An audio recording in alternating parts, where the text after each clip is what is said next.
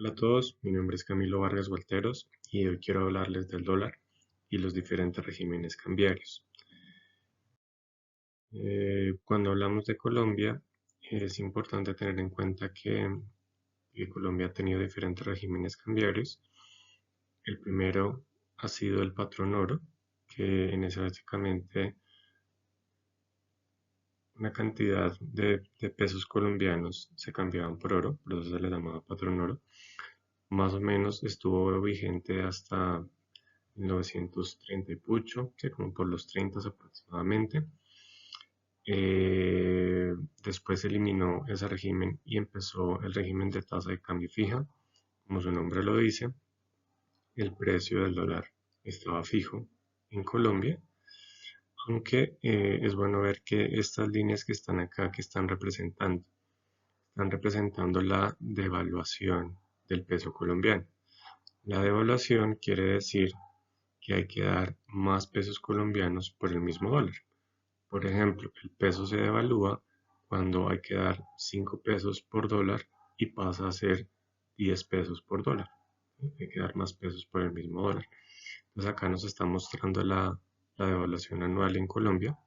Observen que en esa época, en los 30 del siglo anterior, las devaluaciones llegaban al 60%. En realidad no era fija, o sea, a veces el precio del dólar se movía, pero en muchos otros años, por ejemplo, observen acá en la gráfica, la devaluación fue cero. Quería decir que el precio del dólar se mantenía constante. Acá hubo una gran devaluación en Colombia, eso fue por un decreto, eso fue por el general Rojas Pinilla, fue por decreto, llegó casi al 160%, una devaluación muy grande.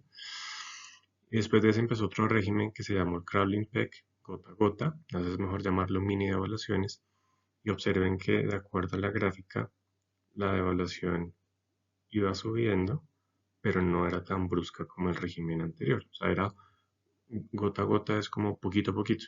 ¿Sí? Entonces, se iba evaluando los días, las semanas, el gobierno iba anunciando cuánto iba a ser el precio del dólar y se evaluaba lentamente, poquito a poquito. Después, en los 90, se implementó un régimen que se llamó de bandas cambiarias, y era que el dólar fluctuaba en unos rangos permitidos, ya los vamos a ver. Y después empezó el régimen flexible, que fue después de la crisis del 99. Muchas fugas de capitales en los países latinoamericanos y en las economías emergentes. Y acá se estableció que las libres fuerzas del mercado determinaban el precio del dólar. Entonces vamos a ver cada uno de estos regímenes, el patrón oro no tanto, más desde la tasa de cambio fija, haciendo énfasis en Colombia y viendo también cómo fue la historia para otros países, pero brevemente. Entonces hablemos de Colombia, cómo fue el régimen fijo. Esta gráfica lo explica muy bien. Observen, por ejemplo, que a comienzos de los 60, de 1960, 1962, más o menos se daban como 6 pesos por dólar y era fijo, pues observe que la línea no cambia y a veces habían como excepciones, o sea, daba como ese brinco, o sea, parece como una escalera. Y eso básicamente, ¿por qué ocurría? Porque cuando, o sea, si pensamos en la leche, y digamos que el precio de la leche colombiana es igual al precio de la leche norteamericana. Y si por algún motivo el precio de Estados Unidos baja, ¿sí? Se vuelve más barato la leche de Estados Unidos, los colombianos van a querer importar la leche norteamericana porque es más barata. Pero para comprar esa leche norteamericana se necesitan dólares, se necesita la moneda de ese país. Entonces, por ejemplo, cuando en Estados Unidos la inflación era más bajita que en Colombia, casi siempre ocurrió en esa época y como ocurre ahora, lo que pasaba era que los colombianos demandaban más dólares, yo quiero dólar, iban al Banco de la República, decían quiero dólares, pero como el precio estaba fijo, el banco que hacía le daba los dólares que requerían los colombianos para que el precio se mantuviera constante, ¿sí? Pero cuando bajaban las reservas, o sea, los dólares que el Banco de la República tenía en su bodega, entonces tenía que dejar que el peso colombiano se devaluara, o sea, que el precio del dólar subiera. Y así no entregaba sus dólares de las reservas del Banco Central. Entonces, cuando pegaban esos brincos, era seguramente porque la gente quería muchos dólares en Colombia, por algún motivo, principalmente porque seguramente las importaciones eran más baratas. Y cuando ya el banco se quedaba sin reservas o empezaban a bajar mucho, el banco dejaba que el peso se devaluara. Bueno, no les voy a dar dólares, pero voy a dejar que suba el precio.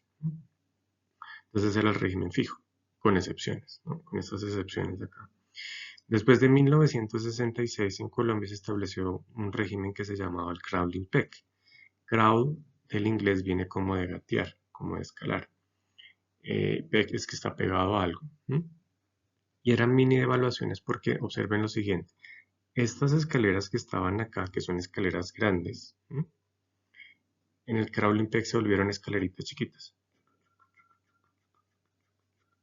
Entonces es esto mismo de acá, pero en versión microscópica. Antes era grande el cambio y ahora en crawling peg es chiquito. A poquito el gobierno iba diciendo cuánto iba valiendo el dólar en los días o en las semanas como tal. Ese se llamó el famoso crawling peg, mini devaluaciones. También se les llamaba indexación escalonada. ¿Por qué se les llamaba indexación escalonada? Escalonada pues porque es como una escalera pero microscópica. E indexación era porque la devaluación dependía de la inflación en Colombia. En cierta forma el dólar estaba amarrado a la inflación que había en Colombia.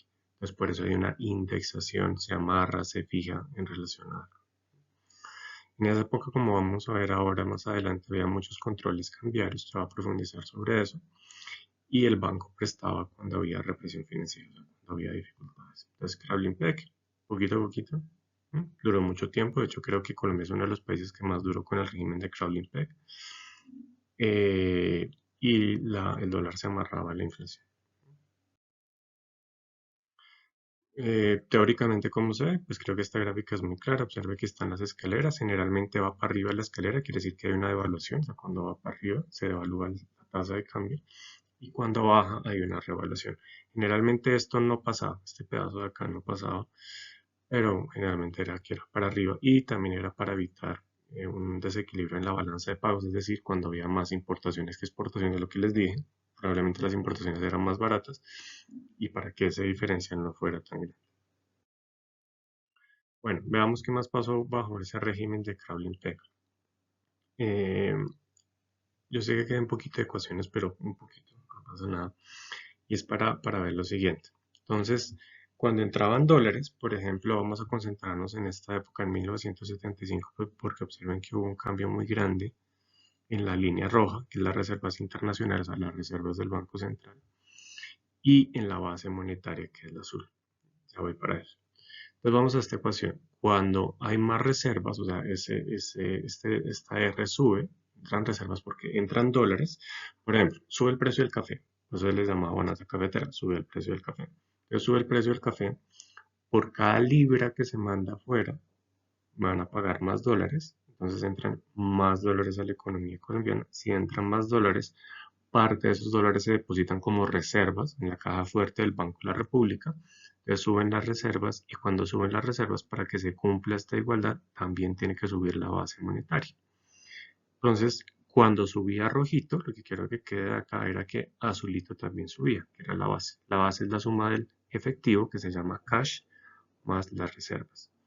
Y a su vez cuando subía B grande en esta ecuación de acá, también subía M. M es la cantidad de dinero que había en Colombia, el money, el M. Sí, también subía el M en Colombia. Pero después de la fiesta viene la resaca. Entonces, la resaca se ve acá. Subieron las reservas, después Colombia se gastaba esos dólares y también caía la base monetaria. Entonces eran ciclos bruscos porque entraban los dólares, se convertían en pesos, la gente sacaba la casa por fuera de la ventana y después había que enfrentarse a la escasez de dólares que se habían gastado. ¿Sí? Entonces era fiesta, guayabo, fiesta, guayabo, fiesta, resaca. Bueno, vamos a hablar de tasas de cambios fijos, más ejemplos, no centrándonos en Colombia.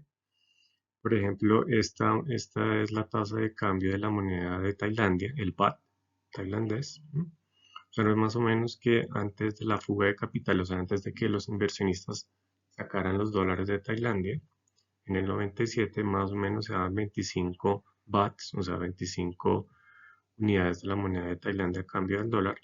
Salen los dólares, se asustan los inversionistas y la tasa de cambio brinca hasta más de 50.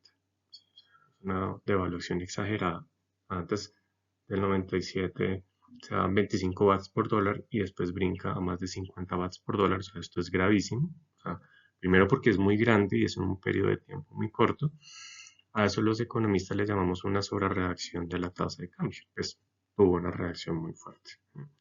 Después los inversionistas dicen, no, la situación no es tan grave, ya regresan un pedacito de los dólares, vuelve a bajar la tasa de cambio, se reevalúa, cuando baja se reevalúa, cuando sube se devalúa, pero observen que ya no vuelve a ser como antes. Antes se transaba 25 bahts por dólar, se trepó a más de 50 y después se estabiliza más o menos como cerca de los 40 bahts por dólar. Entonces sacan los dólares los inversionistas, después regresan un poquito, pero no regresan a como estaban antes. Entonces es una sobrereacción y eso es gravísimo porque desestabiliza no solamente al sector exportador, sino importador. Observen que antes de la salida de capitales de Tailandia, la tasa era muy fija, que era lo que hablábamos, como lo que pasaba en Colombia en los 50 y parte de 60. Eso en la literatura le llaman un PEC. PEC, igual en español es como que está pegado, si está pegado la tasa de cambio del dólar, o sea, está fija. Y es soft, porque soft es de suave. Entonces quiere decir que se mueve, pero se mueve poquito. O sea, es un soft, es que está pegado, pero está pegado suave. Es como un oleaje suave, como el oleaje del mar que se mueve suavemente. Eh, ¿Y qué otros tipos de cambio son fijos internacionalmente? Digamos que hay dos, ¿sí? Una se conoce como la dolarización, esa es bien conocida. Ese es un hard peg, o sea, está pegado duro. O sea, el soft peg se mueve suavecito, el hard peg está fijo, totalmente fijo. Y es la famosa dolarización, por ejemplo, el caso en Latinoamérica de Ecuador y Panamá, que renuncian a sus monedas y adoptan el dólar como su moneda. Tiene una serie de ventajas, pero desventajas generalmente se da, por ejemplo, cuando un país tiene una inflación muy grande y no la puede controlar, pues apadrina la moneda de otro país. Entonces, en el caso de Ecuador fue una hiperinflación muy fuerte, el caso de Panamá, bueno, fue un tema más de la independencia de Colombia y, bueno, y otros temas, ¿no? Las uniones monetarias se dan ya no cuando se apadrina una moneda por un país. Ecuador tomó el dólar, Panamá tomó el dólar americano, sino cuando un grupo de países apadrinan una moneda. Entonces, la dolarización es 1 a 1, la unión monetaria es un grupo de países toman una moneda de afuera. El ejemplo más conocido de la unión monetaria es el euro. Por ejemplo, aquí estaba la tasa de cambio de las diferentes monedas de los países que adoptaron el euro. Por ejemplo, antes del euro, creo que eso fue en 1999, no recuerdo bien la fecha, un franco belga se iba a cambiar, perdón, 40 francos belgas se iban a cambiar por un euro, 166 pesetas españolas se iban a cambiar por un euro. Y todos esos países tomaron el euro y tomaron esa moneda, entonces su tasa de cambio se volvió fija, ¿sí? Es como si se mantuvieran esos valores a lo largo del tiempo. Otro ejemplo de unión monetaria, sobre que varios países apadrinan una moneda, adoptan una moneda de otro país, nos encontramos en África, ¿sí? La Comunidad Financiera Africana, todos estos países que están acá, en su momento como eran colonias francesas, usaban el franco francés, pero después del franco francés se adoptó el euro, entonces todas estas, al igual que los países de Europa, adoptaron el euro. Otro ejemplo de tasas de cambio fijas, pero ya no tanto de uniones monetarias, sino más de dolarización, es el balboa panameño. Entonces, casi como si tuviera uno las monedas de dólar y le colocaron una estampilla diciendo, esto es el balboa panameño. Entonces, a la larga es el mismo dólar, pero le colocan como una estampilla de Panamá. Y para ver el que les comentaba, el SoftPEC, por ejemplo, la corona danesa, que es la que tenemos acá, miren que fluctúa alrededor de 7,5 y 7,4 euros. ¿Va? Se dan entre 7,5 coronas a cambio de un euro y entre 7,4 coronas por euro. ¿Va? fluctúa, pero fluctúa poquito alrededor de estos rangos. En este caso, la corona danesa está amarrada al euro. Otro ejemplo de tasas fijas es la caja de convertibilidad. Una caja es literal como una caja, como un cajón. El ejemplo más emblemático es Hong Kong. Entonces hay una cajita y ahí hay dólares y solamente se pueden convertir en la moneda local los dólares que están en esa cajita, en esa caja fuerte.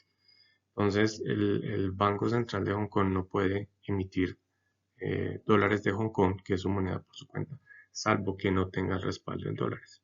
Entonces si tengo 100 millones en dólares en la caja fuerte, eso es lo único que puedo emitir en dólares de Hong Kong, en moneda local. Entonces también es una tasa fija, pero pues hay unas reservas que son las que respaldan a la moneda local. Bueno, hablemos de mercado paralelo de divisas. Eh, un mercado paralelo, ¿por qué se da? Eso también se le llama un mercado negro de divisas. Entonces, por alguna razón, en una economía, el dólar no se consigue fácilmente. ¿Por qué el dólar podría no conseguirse fácilmente? Porque el gobierno prohíbe que sus ciudadanos lo tengan o la oferta de dólares es muy restringida, o sea, no hay mucho dólar circulando. Argentina es un ejemplo de esto. Colombia también, ya lo vamos a ver, pues en épocas anteriores. En Argentina, por ejemplo, hay una cosa que le llaman el dólar blue, que el blue sería como el informal, y está el oficial. Observen, por ejemplo, que 2019-2022 la roja era la tasa de cambio del dólar oficial, más o menos estaba a fines en 2022 a 149 pesos argentinos por dólar, pero el blue, que es el informal, está por encima. ¿Sí? Generalmente eso es así. ¿Sí? El dólar negro es más caro que el dólar oficial. Claro, ¿por qué pasa eso? Porque si uno va a donde el gobierno, que supuestamente lo debería conseguir a este precio, pero como el gobierno no lo tiene porque lo restringe o porque no exporta mucho o pasa algo, entonces uno le toca ir a otro lado que no sea el gobierno a conseguir el dólar y como está restringido, como es escaso, pues su precio real es más el del mercado negro que el del mercado oficial. Si el gobierno puede decir, ay, el precio es tanto, es 5, pero si está escaso, en realidad el precio no es 5, sino es 10, porque como es difícil de conseguir, así el gobierno diga, ay, vale tanto el precio, en realidad se está consiguiendo a un precio pues muchísimo más alto. Entonces hay un grado de convertibilidad, o sea, la diferencia entre el dólar negro y el dólar oficial es el grado de convertibilidad. Cuando la diferencia es muy grande entre lo que el precio del gobierno y el precio del mercado negro, la convertibilidad es bajita, hay mucha diferencia entre precios, pero la convertibilidad es alta cuando el precio entre el mercado negro y el otro mercado es más bajito. Ya lo dijimos, porque hay un mercado paralelo, porque hay una oferta limitada, hay una economía informal o ilegal. Hablemos del caso colombiano, igual pasa en muchos países, y era lo que pasaba en Colombia cuando les dije el famoso Crawling Peg. Entonces, en ese crawling que fue más o menos de 1967 a 1990, en Colombia era muy difícil conseguir los dólares porque el Banco de la República, el Banco Central de Colombia, tenía el monopolio del dólar. O sea, era el único que los podía ofertar, pero también tenía el monopsonio, era el único que podía comprarlos. Entonces, cuando eso pasa, pues surge un mercado negro. O sea, la gente igual necesita los dólares, así el gobierno no los provea. Entonces era la aventura para conseguir el dólar en Colombia o en las economías donde hay muchas restricciones de capitales. La gente tenía que conseguirlo de alguna u otra forma. Entonces, por ejemplo, buena parte, y hay que decirlo, cuando hay mercado paralelo, el mercado del narcotráfico, y eso pasa en la actualidad, y no solo en Colombia, provee mucho de esa oferta de dólares. Los narcotraficantes mueven ese dólar ilegal, los contrabandistas, ¿sí? Y las personas que van al extranjero y traen esos dólares. La demanda, pues son los importadores que quieren traer cosas y quieren evitar todo ese proceso burocrático. En Colombia hay un término para esos importadores que se llaman los sanandresitos. Sanandresitos viene, hay que explicarlo porque es más de Colombia. Hay una parte de Colombia en las islas que se llama San Andrés y Providencia y muchos productos se traían de contrabando, de importaciones, pues a través de San Andrés, y los locales o los establecimientos en Colombia que traían esos productos de las islas de San Andrés se llaman sanandresitos. Antes habían más, ahorita creo que casi no existen en Colombia, pero de ahí viene el nombre sanandresitos, y se traían esos productos importados ilegalmente a través de las islas de San Andrés y Providencia. Entonces, pues digamos, por eso florecía, había oferta y demanda para ese mercado, porque el gobierno colombiano, a través del Banco de la República, tenía muy restringido el uso de los dólares. En esa época, 70s y 80s, el Banco de la República compraba, o sea, recibía esos dólares a través de una cosa que se le llamó la ventanilla siniestra, o sea, no era que hubiera un letrero que diera ventanilla siniestra, pero se le llamó de esa forma. Era que el Banco Central de Colombia recibía esos dólares y no preguntaba de dónde venían esos dólares. Parte de esos dólares eran ilegales, o sea, venían de los narcóticos, pero también venían de turistas que estaban aquí en Colombia. ¿Por qué el gobierno colombiano se tapaba los ojos? Porque pues esos dólares que recibía le permitía pagar por importaciones y le permitía pagar para estar. Claro, eso no es exclusivo en Colombia, yo asumo que en los otros países podía pasar cosas de ese estilo. Miren que esa ventanilla movía mucha plata. Por ejemplo, cuando no estaba tan activa movía 200 millones de dólares. En sus puntos más altos llegaba a mover 1.400 millones de dólares, y esto es anuales, o sea, en un solo año. Después cayó en los 80s y después volvió a resurgir a finales de los 80. ¿Eso qué pasó? Miren, por ejemplo, cuando estaba activa la ventanilla siniestra, la tasa de cambio, o sea, esto cómo se lee, cuando es positivo, que es antes de los 90, quiere decir que el dólar negro era más caro en Colombia que el dólar del gobierno, el dólar oficial, y después de los 90 se voltea la situación en Colombia. Antes era positivo, estando desde positivo la diferencia, después se vuelve negativo. Entonces, antes de los 90 el dólar negro era más caro que el dólar oficial, ¿sí? Porque hay que pedírselo a, no sé, a alguien muy rebuscado. Y después pasa lo contrario. Cuando empieza la apertura financiera y económica en Colombia, se dejan entrar esos dólares, ya forma legal, supongo, ¿no? Y ya el dólar negro se vuelve más económico que el dólar oficial, o sea, se invierte la historia en Colombia, que no es habitual, pero pasó eso después de los 90. Hablemos de las bandas cambiarias.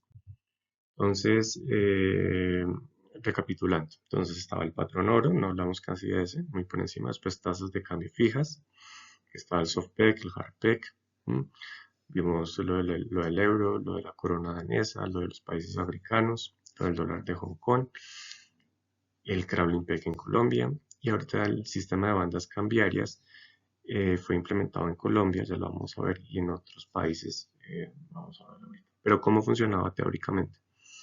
Entonces una banda tiene un techo, un upper limit, como está ahí, y tiene un piso, un lower limit.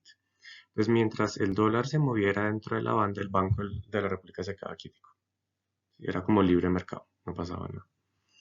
Pero cuando el dólar estaba muy arriba, o sea, la devaluación era muy alta, estaba muy caro el dólar en Colombia, por ejemplo, estaba en el 3 y había sobrepasado el límite de la banda, el Banco Central, el Banco de la República reaccionaba. ¿Cómo reaccionaba? Si el dólar está caro, o sea, si el precio está alto, lo que va a hacer es ofrecerle dólares, le daba dólares al mercado para que el precio del dólar cayera. ¿Sí? Entonces, ¿qué es ofrecerle dólares al mercado? Le vende dólares al mercado para bajar el precio. Y cuando estaba por debajo del límite de la banda, por ejemplo en el punto 6, hacía la operación contraria. Como el dólar estaba muy barato, demasiado barato según el Banco de la República, entonces quería subir el precio. ¿Cómo lo subía? Entonces lo que hace es comprar dólares. Cuando compraba dólares, hacía que otra vez el precio del dólar subiera.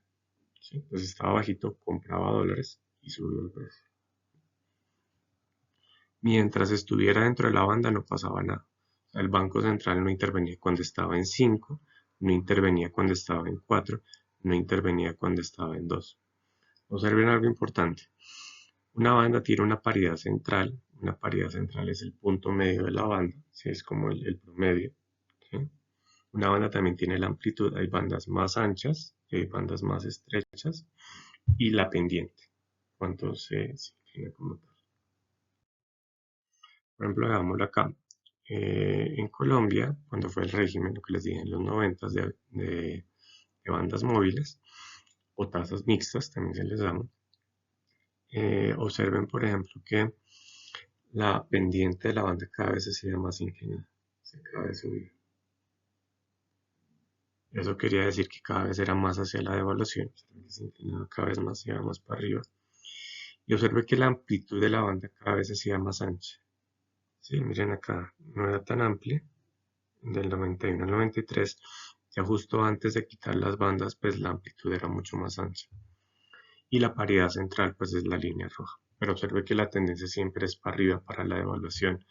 Y ese régimen duró muy poquito en Colombia. Sí, como 9 años, poquito tiempo como pero fue lo que duró. También se le llama crawling bands, al igual que el crawling peg va escalando, pero ya no escala pegado, como en mini devaluación, sino lo que va gateando son las bandas, se van escalando. Bueno, formalmente las bandas móviles arrancaron en el 94, en el 91, 93 hubo una transición, hubo unos certificados, como unos CDTs, o sea, unos certificados que te tenían que dejar quietos en dólares, después se arrancó las bandas móviles. Ya dijimos esto, había un rango, una pendiente de la banda. En Colombia, al igual que en muchos países latinoamericanos, entraron muchos dólares, eso revaluó el peso, y cuando revaluó el peso, o sea, el dólar estaba barato en Colombia, subieron las reservas en dólares y cuando subieron las reservas se convirtieron en pesos y bajaron las tasas de interés en Colombia. Claro, cuando bajan las tasas de interés en Colombia, la gente en Colombia dijo, ah, bueno, están bajitas las tasas, nos vamos a endeudar. Y parte de ese endeudamiento fue a comprar casas y apartamentos. Entonces observen, por ejemplo, cómo subió el precio de la vivienda en Colombia. Bajan las tasas porque entraron muchos dólares, esos dólares se convirtieron en pesos y hay muchos pesos, bajan las tasas de interés. Y al bajar las tasas de interés, la gente pidió muchos préstamos hipotecarios. Entonces, cuando hay muchos préstamos hipotecarios, o sea, cuando hay mucha demanda de vivienda, sube el precio de la vivienda. Observe cómo sube el precio de la vivienda y después bajó. Cuando sube el precio en activo y baja, eso se le llama una burbuja. Entonces, hubo una burbuja inmobiliaria en Colombia. Y también, ¿qué más pasó? Esos dólares que entraron, los colombianos los usaron para comprar vivienda. O sea, sobre el precio de la vivienda la gente se endeudó, pero también esos dólares los recibió el gobierno colombiano. Eso pasa en todas partes, no solo en Colombia. Recibió esos dólares y se puso a gastar más. Y generalmente cuando el gobierno gasta más porque recibe dólares de afuera, se pone a importar más. No solamente el sector privado, sino el sector público. Yo sé que aquí hay una ecuación, eso no es tan importante, pero lo importante es que cuando el gobierno gasta más, eso tiene que bajar las exportaciones netas. Bajar las exportaciones netas quiere decir que se está importando más. Lo importante acá es que antes esto era positivo, la cuenta corriente, se exportaba más de lo que se importaba, entran esos dólares y ya esto entra en terreno negativo. Si ven acá el eje cero, vuelve en terreno negativo. Porque cuando entraron esos dólares en Colombia nos pusimos a importar más de lo que exportábamos. Y también la gente se endeudó para comprar vivienda y eso estalló en una burbuja. Otro país que también implementó bandas cambiarias y yo creo que es de los latinoamericanos que más tiempo utilizó las bandas fue Chile. Chile lo implementó más o menos de 1984 hasta el 2000, coincidencialmente cuando Colombia también soltó las bandas, o sea, dijo ya no más bandas móviles ni bandas cambiarias. Y observe que al igual que en Colombia, acá no era que estuvieran fijas las bandas, sino que la amplitud era chiquita, o sea, las bandas eran muy estrechas y en el caso chileno fueron ampliando las bandas igual como pasó en Colombia. Miren acá el área gris cada vez se volvió más amplia, una vez la estrechaban, pero habían presiones, al igual que en Colombia, a que el peso chileno se devaluara, o sea, que fuera para arriba, para arriba, para arriba, y evidentemente para que no se quedaran sin reservas, pues podía pasar en cualquier país, tuvieron que soltar la banda. O sea, soltar la banda es decir, ¿sabe qué? Ahorita todo es oferta y demanda, yo Banco Central no voy a comprar ni vender, sino voy a dejar que eso sea libre mercado. Entonces, resumiendo, las bandas pueden ser rígidas, como este caso de acá, pero cuando va para arriba, miren que acá va para arriba, va para arriba, va para arriba, lo que hacen es ampliar las bandas, como pasó en Colombia y en Chile. Entonces pasamos de un régimen rígido a un régimen que cada vez es más flexible, y ya cuando la banda es muy amplia, pues se vuelve un régimen flexible. Hablemos de tasas de cambio flexibles. Pues miren que ya no hay bandas, el banco no va a intervenir, no hay nada, o sea, se mueve libremente el dólar. Eh, Esas tasas flexibles empezaron después de Bretton Woods, fue un acuerdo que llegaron los países para fijar sus monedas al dólar, ¿sí? Y después el dólar se empezó a devaluar. Miren que antes se daban 4 marcos alemanes por dólar y antes de la adopción del euro se daban cerca de 2 marcos alemanes por dólar. ¿Eso por qué pasó? Porque el dólar cada vez se fue devaluando, porque Estados Unidos, igual como lo vimos en Colombia, empezó a tener un déficit comercial en cuenta corriente. Empezó a importar más de lo que exportaba. Cuando es surplus o cuando es superávit es que se exporta más de lo que se importa y déficit es cuando se importa más de lo que se exporta. Entonces eso puede dar a una devaluación de la moneda. Hay que dar más unidades de la moneda local por una unidad de la moneda extranjera. Bueno, entonces en Colombia se acabaron las bandas cambiarias, bandas móviles, crawling bands, en Chile también más o menos en 1999 y desde el 2000 empezó el régimen flexible. En el régimen flexible es importante saber de dónde vienen los dólares, o sea, la oferta y para qué se utilizan esos dólares, la demanda. Entonces, buena parte, en el caso de Colombia, de la oferta de dólares, como somos un país que exporta petróleo, vienen del petróleo. Esa parte de esa oferta también depende de si nos hacen un préstamo afuera, de la inversión extranjera. Inversión extranjera es que llega plata del extranjero a una empresa extranjera. Por ejemplo, Coca-Cola Estados Unidos manda una plata a Coca-Cola Colombia para que amplíe su producción de la embotelladora de Coca-Cola que está en Colombia. Entonces es inversión porque amplía la producción en Colombia, pero la plata viene de afuera. Entonces por eso no es inversión local, sino es extranjera. Las remesas es el dinero que los colombianos que están afuera le envían a los colombianos que están aquí en Colombia. Eso es una remesa. Esas son fuentes de dólares, el petróleo, las remesas, la inversión extranjera. ¿Y a dónde van esos dólares o cómo se consumen esos dólares? Los importadores necesitan esos dólares, o sea, cuando hay muchas importaciones se demandan más dólares. La deuda externa, cuando hay que pagar la deuda externa se necesitan dólares para pagar esa deuda externa. Y a la vez, cuando le va bien a Coca-Cola Colombia, tiene que repatriar esas utilidades, bueno, casi siempre las envía de vuelta a Coca-Cola Estados Unidos. Entonces, cuando le va bien a las multinacionales en la economía local, los dólares se van para afuera. No me voy a quedar acá, vamos a saltarme esta gráfica. Quiero hacer énfasis en otra cosa más. Eh, Hay una relación muy establecida en la teoría y, digamos, a nivel de las personas, de que el precio del dólar y el precio del dólar y del petróleo se mueven al revés. Y eso es cierto, pero no siempre. Veámoslo, por ejemplo. Del 2001, bueno, 2002 más o menos, cayó el dólar en Colombia. O sea, había que dar menos dólares, menos pesos por el mismo dólar y el precio del petróleo subió. Fue más o menos del 2002 al 2007. ¿Eso cuándo volvió a ocurrir? En el 2003-2014, que cayó muchísimo el precio del petróleo, que es la línea verde, ¿sí? Y el dólar se devaluó, el peso colombiano se devaluó, o sea, el dólar se volvió más caro. Pero observen que en muchos otros periodos esa relación no necesariamente se cumple. Miren, por ejemplo, que desde 2020 las dos van para arriba. Entonces, a veces es cierta esa relación, pero a veces no es cierta. O sea, que el petróleo y el dólar se mueven al revés. Bueno, entonces, ¿qué era esa tasa de cambio flexible? O sea, cuando ya desaparecieron las bandas móviles en Colombia. En teoría, el Banco Central no va a comprar ni va a vender en el mercado cambiario, pero a veces sí compra y vende, o sea, a veces sí hace trampitas, ¿sí? Eh, ¿Y eso cuándo se da? Eso se da cuando el dólar se vuelve muy volátil. O sea, cuando el dólar se vuelve como un yoyo, ¿sí? Cuando se mueve mucho, ahí el banco sí compra o vende dólares. Básicamente porque lo hacen para acumular reservas internacionales, o sea, puede hacer que suban sus reservas en dólares. Pero ese tema de la volatilidad, ¿por qué? Porque a un exportador o un importador no le gusta que el dólar se mueva como un yoyo, porque igual sus ingresos y sus gastos se van a mover como un yoyo. Otras cosas que puede hacer el Banco Central es hacer intervenciones discrecionales. Una intervención discrecional es cuando el Banco Central compra y vende dólares, pero no le dice al mercado. O sea, no lo publica en la página web, sino Cargadito, compra y vende dólares. Entonces le llaman intervención discrecional. En contraposición, una intervención preanunciada es que el Banco de la República le dice públicamente a todos, oiga, va a comprar y vender tantos dólares tal día. Entonces hay ocultas, las compras y ventas ocultas se llaman intervenciones discrecionales para que solamente quede en las transacciones del Banco de la República, y las intervenciones preanunciadas es que le dice al mercado qué va a hacer. También hay otros mecanismos que son unas opciones que se le llaman las put y call. Entonces dijimos que desde el 2000 el dólar flota libremente, o sea, el Banco Central no interviene, salvo que se mueva como un yoyo o quiera aumentar sus reservas en dólares.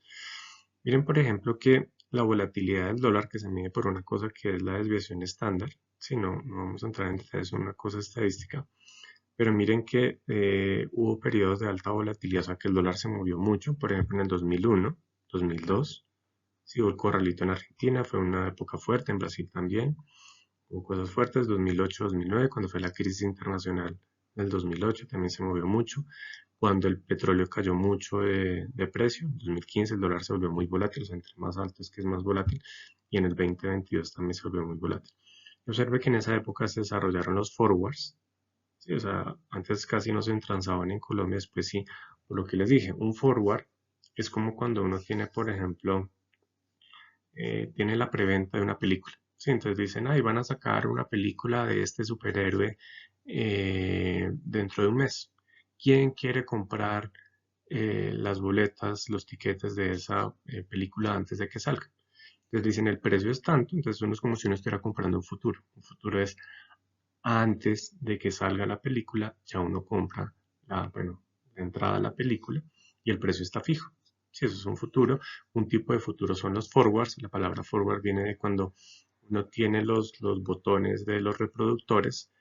Backwards es hacia atrás, forward es hacia adelante. O sea, cuando uno adelanta la película, el video, lo que fuera, entonces los forwards vienen de al futuro, forward para adelante.